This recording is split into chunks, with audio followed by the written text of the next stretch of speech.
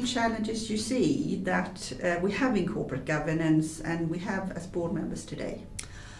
I think the challenges relate to A, the changing regulatory requirement, B, the increased responsibility of sitting on a board and the liabilities that go with that. So it is a very, very serious role for which directors do have to understand all of the governance rules in their regimes.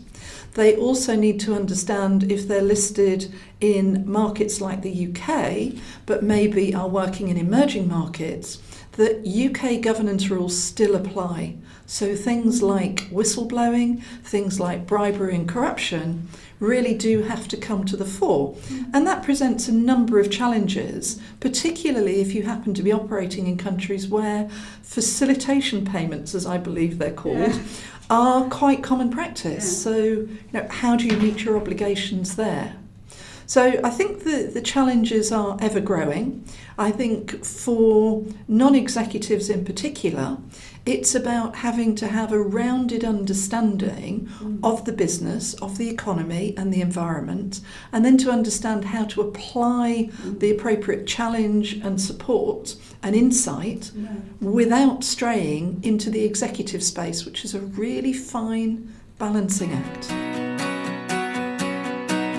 What characteristics do you see with a really good board member? A really good board member, first and foremost, takes it seriously. Secondly, cares about the company and the sector they're working in, because that passion and energy is really important to the executives, actually, and creates for a good board dynamic. And then they need to have a rounded skill and capability. Often we hear through nominations committees and so on, well, we need someone with digital experience, or we need someone with cyber experience.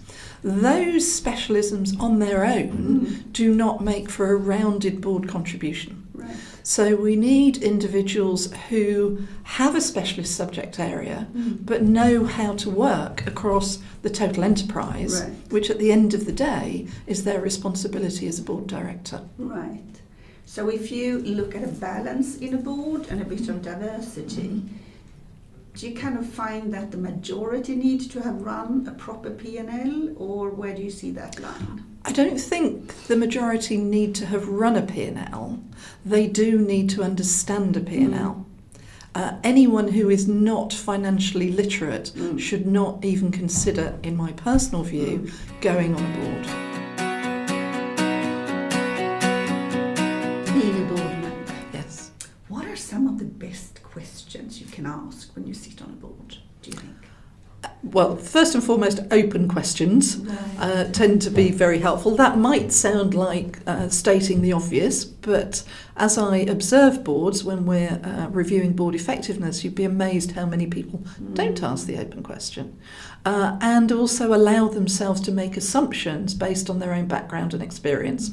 So genuinely having an inquiring mind as to how the executives have arrived at either the proposed strategy or the proposal for an acquisition, so that you can contribute to the debate and broaden the thinking in terms of what might be done.